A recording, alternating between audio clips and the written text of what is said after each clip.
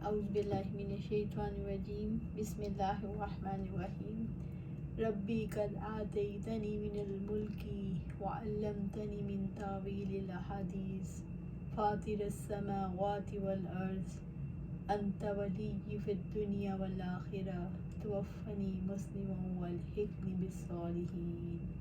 اے میرے رب، یقیناً تو نے مجھے حکومت میں حصہ دیا اور تو نے مجھے باتوں کی اصل حقیقت میں سے کچھ سکھایا۔ اے آسمان اور زمین کو پیدا کرنے والے، تو ہی دنیا اور آخرت میں میرا مددگار ہے۔ مجھے مسلمان ہونے کی حالت میں وفات دینا اور مجھے نیک لوگوں کے ساتھ ملانا۔ سورہ یوسف آیہ 101۔ جب یوسف علیہ السلام کو اللہ تعالیٰ نے زمین میں اقتدار عطا کیا اور گھر والوں سے طویل جدائی کے بعد ملا دیا تو انہوں نے اللہ تعالیٰ کی نعمتوں کا اقرار کیا، اس کا شکر ادا کیا اور اسلام پر ثابت قدمی کی دعا کی۔ ربی قد آتیتنی من الملک، اے میرے رب، یقیناً تو نے مجھے حکومت میں حصہ دیا۔ اے میرے رب، تو نے مجھے بادشاہت میں حصہ دیا۔ یہ انہوں نے اس لیے کہا کہ وہ زمین کے خزانوں کے منتظم اور بادشاہ کے بہت بڑے وزیر تھے۔ وَعَلَّمْتَنِي مِن تَأْوِيلِ الْأَحَادِيثِ، اور تو نے مجھے باتوں کی اصل حقیقت میں سے کچھ سکھایا، یعنی مجھے آسمانی کتاب کی تفسیر اور خوابوں کی تعبیر کا علم سکھایا۔ فاطر السماوات والارض انت ولی فی الدنیا والآخرہ توفنی مسلما، اے آسمانوں اور زمین کو پیدا کرنے والے، تو ہی دنیا اور آخرت میں میرا مددگار ہے۔ مجھے مسلمان ہونے کی حالت میں وفات دینا۔ اے عزت اور جلال والے رب، اے آسمانوں اور زمین کے پیدا کرنے والے، جس طرح آپ نے دنیا میں اپنی نعمتوں کی تکمیل کی ہے، اسی طرح آخرت میں بھی مکمل فرما دے۔ انت ولی فی الدنیا والآخرہ، تو ہی دنیا اور آخرت میں میرا مددگار ہے۔ حقیقت یہ ہے کہ اللہ تعالیٰ ہی ایمان والوں کا ولی ہے۔ اللہ ولی الذین آمنوا یخرجہم من الظلمات الی النور، اللہ تعالیٰ ان لوگوں کا دوست ہے جو ایمان لائے، وہ ان کو اندھیروں سے نکال کر روشنی کی طرف لاتا ہے۔ سورۃ البقرہ آیہ 257۔ عمر بن العاص رضی اللہ تعالیٰ عنہ فرماتے ہیں، میں نے آپ صلی اللہ علیہ وآلہ وسلم سے سنا کہ آپ صلی اللہ علیہ وآلہ وسلم بلند آواز سے، نہ کہ آہستہ آواز سے فرما رہے تھے، آگاہ رہو، میرے باپ کی اولاد یعنی فلاں خاندان والے میرے دوست نہیں، بلکہ میرا دوست مددگار تو اللہ تعالیٰ ہے اور نیک مومن ہے۔ ابو ہریرہ رضی اللہ تعالیٰ عنہ سے روایت ہے کہ آپ صلی اللہ علیہ وآلہ وسلم نے فرمایا، اللہ تعالیٰ فرماتا ہے کہ جس نے میرے ولی سے دشمنی رکھی، اس کے خلاف میرا اعلان جنگ ہے، اور میرا بندہ جن جن عبادتوں سے میرا قرب حاصل کرتا ہے، اور کوئی عبادت مجھ کو اس سے زیادہ پسند نہیں جو میں نے اس پر فرض کی ہے، یعنی فرائض مجھ کو بہت پسند ہیں، جیسے نماز، روزہ، حج، اور میرا بندہ فرض ادا کرنے کے بعد نفل عبادتیں کر کے مجھ سے اتنا قریب ہو جاتا ہے کہ میں اس سے محبت کرنے لگ جاتا ہوں۔ پھر جب میں اس سے محبت کرنے لگ جاتا ہوں تو میں اس کا کان بن جاتا ہوں جس سے وہ سنتا ہے، اس کی آنکھ بن جاتا ہوں جس سے وہ دیکھتا ہے، اس کا ہاتھ بن جاتا ہوں جس سے وہ پکڑتا ہے، اس کا پاؤں بن جاتا ہوں جس سے وہ چل کر جاتا ہے۔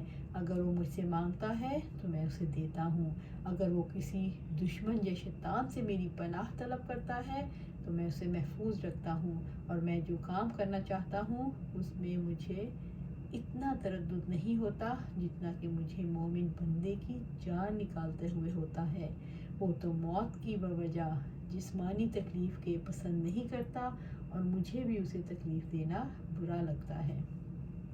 یوسف علیہ السلام نے فرمایا، اے اللہ، مجھے اسلام پر ثابت قدمی عطا فرما اور اسلام پر ہی وفات دینا، والحقنی بالصالحین، اور مجھے نیک لوگوں کے ساتھ ملا دینا، یعنی مجھے انبیاء اور صالحین کے ساتھ شامل فرما جو تیرے چنے ہوئے نیک بندے ہیں، مجھے ان کی رفاقت نصیب فرما۔ اللہ تعالیٰ سے ملاقات کے شوق میں جلد موت کی تمنا کی، ہو سکتا ہے یہ ان کی شریعت میں جائز ہو، جیسا کہ رسول اللہ صلی اللہ علیہ وآلہ وسلم نے قرب موت کے وقت اس قسم کے اشتیاق کا اظہار کرتے ہوئے فرمایا اے اللہ مجھے رفیق اعلیٰ سے ملا دے۔ حدیث میں ہے کوئی مصیبت یا تکلیف سے گھبرا کر موت کی تمنا نہ کرے، البتہ جب دین میں فتنے کا خوف ہو تو تمنا کر سکتا ہے کہ جیسے فرعون کے جادوگروں نے اسلام لانے کے بعد دعا کی ربنا افرغ علینا صبرا وتوفنا مسلمین، اور مریم علیہ السلام نے کہا یا لیتنی مت قبل ھذا وکنت نسیا منسیا۔ ایک اور دعا ہے کہ اے اللہ جب تو کسی قوم کو فتنہ میں مبتلا کرنا چاہے تو فتنے سے بچا کر مجھے اٹھا لے۔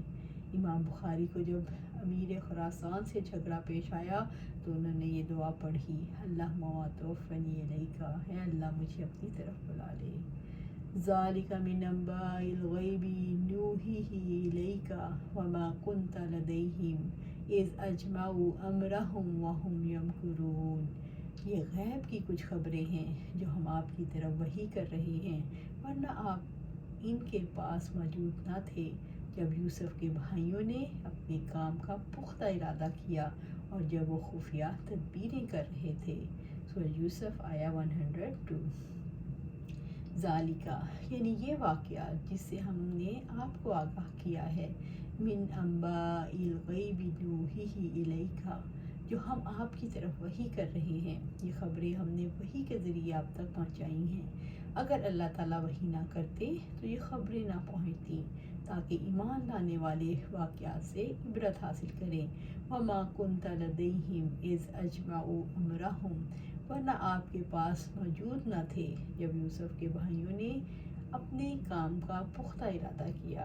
اللہ تعالیٰ نے توجہ دلائی ہے تاکہ وحی کا انکار کرنے والے بھی یہ ضرور سوچیں کہ آپ تو برادران یوسف کے ساتھ نہیں تھے جب وہ انہیں کنویں میں ڈالنے کی تدبیر کر رہے تھے۔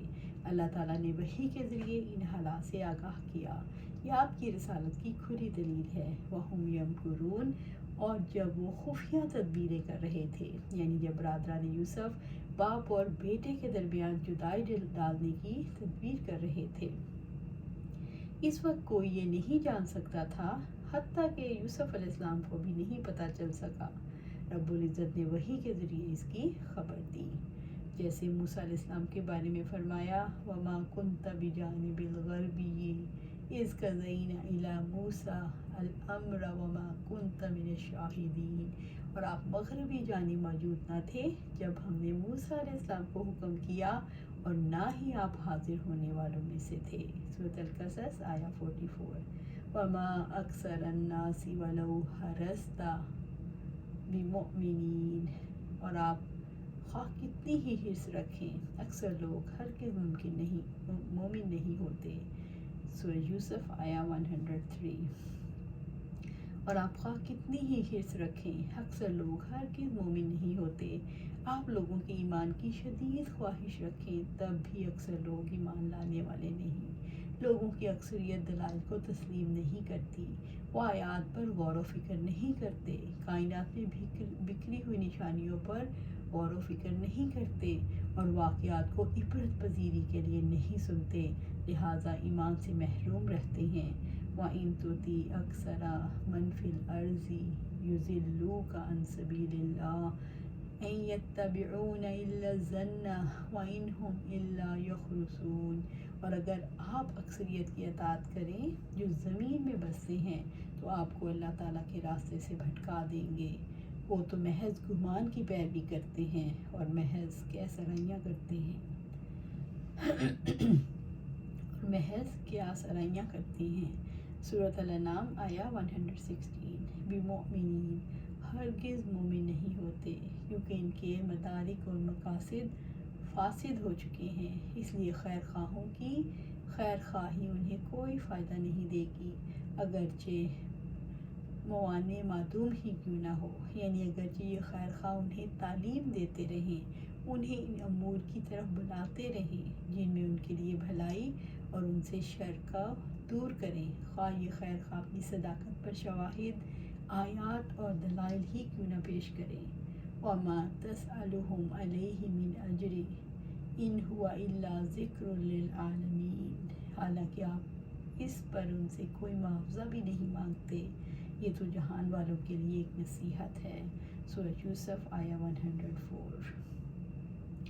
وَمَا تَسْأَلُهُمْ عَلَيْهِ مِنْ أَجْرٍ، حالانکہ آپ اس پر ان سے کوئی معاوضہ بھی نہیں مانگتے۔ اللہ رب العزت نے آپ صلی اللہ علیہ وسلم سے فرمایا کہ آپ صلی اللہ علیہ وسلم نصیحت کرنے پر، بھلائی کی طرف بلانے پر لوگوں سے اجرت نہیں مانگتے۔ آپ صلی اللہ علیہ وسلم اللہ تعالیٰ کی رضا کے لیے دنیا کے لوگوں سے خیر خواہی کا معاملہ کر رہے ہیں۔ ان ہوا الا ذکر للعالمین، یہ تو جہان والوں کے لیے ایک نصیحت ہے۔ یہ قرآن تو جہان والوں کے لیے نصیحت ہے، یہ ساری انسانیت کے خیر و برکت کا ذریعہ ہے۔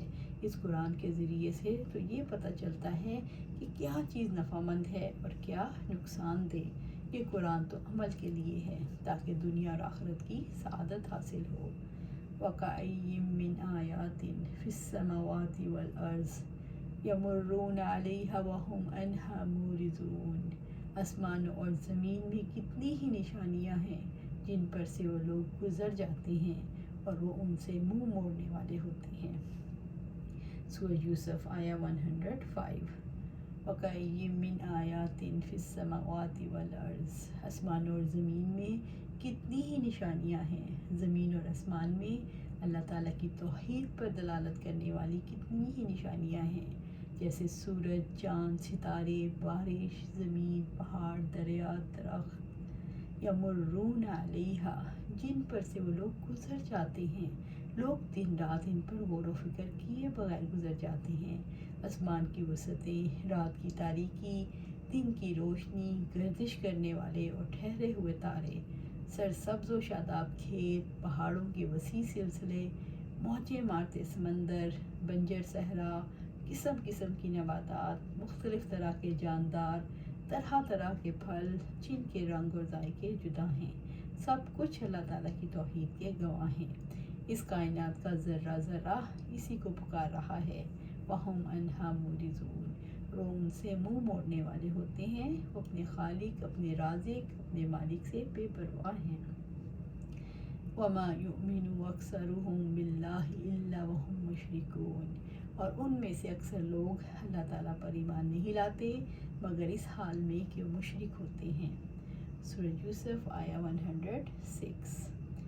وَمَا يُؤْمِنُ أَكْثَرُهُم بِاللَّهِ، اور ان میں سے اکثر لوگ اللہ تعالیٰ پر ایمان نہیں لاتے، اکثر لوگ اس پر ایمان نہیں لاتے جو رب ہے، خالق ہے، رازق ہے۔ إِلَّا وَهُم مُشْرِكُونَ، مگر اس حال میں کہ وہ مشرک ہوتے ہیں، یعنی وہ اگرچہ توحید ربوبیت کا اقرار کرتے ہیں اور تسلیم کرتے ہیں کہ اللہ تعالیٰ ہی خالق، رازق اور تمام امور کی تدبیر کرنے والا ہے، مگر وہ توحید الوہیت میں شرک کرتے ہیں۔ بس یہ لوگ اب اس حالت کو پہنچ گئے کہ ان پر نزول عذاب کے سوا کوئی بات نہیں رہی، اور یہ کہ ان کے پاس اچانک عذاب آ جائے اور وہ اپنے آپ کو محفوظ اور مامون سمجھتے ہوں۔ اللہ تعالیٰ پر یقین لانے کی علامت یہ ہے کہ جب لوگوں سے پوچھا جاتا ہے کہ یہ نیلا آسمان، یہ سرسبز زمین، یہ کالے پہاڑ کس نے پیدا کیے، تو اللہ تعالیٰ کو بتاتے ہیں، مگر پھر بھی اس کے ساتھ شرک کرتے ہیں۔ مشرک بھی حالت احرام میں لبیک کہتے ہوئے یہ کہتے ہیں کہ اللہ تعالیٰ ہم حاضر ہیں، تیرا کوئی شریک نہیں، جو شریک ہیں ان کا اور ان چیزوں کا تو ہی مالک ہے۔ رب العزت نے فرمایا ان الشرک لظلم عظیم، بلا شبہ شرک یقیناً بہت بڑا ظلم ہے۔ سورۃ لقمان آیہ 13۔ نیک کام دکھاوے کے لیے کیے جائے تو وہ بھی شرک ہے۔ آپ صلی اللہ علیہ وسلم نے فرمایا جو دکھاوے کے لیے نماز پڑھتا ہے وہ شرک کرتا ہے، جو دکھاوے کے لیے روزہ رکھتا ہے وہ شرک کرتا ہے، اور جو دکھاوے کے لیے صدقہ کرتا ہے وہ شرک کرتا ہے۔ أَفَأَمِنُوا أَن تَأْتِيَهُمْ غَاشِيَةٌ مِّنْ عَذَابِ اللَّهِ أَوْ تَأْتِيَهُمُ السَّاعَةُ بَغْتَةً وَهُمْ لَا يَشْعُرُونَ، تو کیا وہ اس سے بے خوف ہو گئے ہیں کہ ان پر اللہ تعالیٰ کے عذاب میں سے کوئی ڈھانپ لینے والی آفت آ جائے، یا اچانک ان پر قیامت ہی آ جائے اور اس کا وہ شعور نہ رکھتے ہوں۔ سورۃ یوسف آیا 107۔ افا آمینو، تو کیا وہ اس سے بے خوف ہو گئے ہیں؟ کیا شرک کرنے والے بے خوف ہیں؟ کیا اللہ تعالیٰ کے احکامات کی نافرمانی کرنے والے بے خوف ہیں؟ ان تأتیہم غاشیۃ من عذاب اللہ، کہ ان پر اللہ تعالیٰ کے عذاب میں سے کوئی ڈھانپ لینے والی آفت آ جائے، یعنی ان پر ایسا عذاب آئے جو ان کو گھیر لے اور ان کی جڑ کاٹ دے۔ رب العزت نے فرمایا، تو کیا وہ لوگ جنہوں نے بری تدبیریں کی بلکہ بالکل ہی بے خوف ہیں کہ اللہ تعالیٰ انہیں زمین میں دھنسا دے یا ان پر عذاب وہاں سے آ جائے جہاں سے وہ سوچتے ہی نہ ہوں، یا ان کے چلنے پھرنے میں ہی ان کو پکڑ لیں، چنانچہ کسی طرح بھی عاجز کرنے والے نہیں، یا انہیں خوف زدہ ہونے پر پکڑ لے۔ بس یقیناً تمہارا رب یقیناً بہت نرمی کرنے والا، نہایت رحم والا ہے۔ سورۃ النحل آیا 45 سے 47۔ جس دن عذاب انہیں ان کے اوپر سے ڈھانپ لے گا اور ان کے قدموں کے نیچے سے بھی، اور اللہ تعالیٰ فرمائے گا کہ چکھو اس کا مزہ جو کچھ تم کیا کرتے تھے۔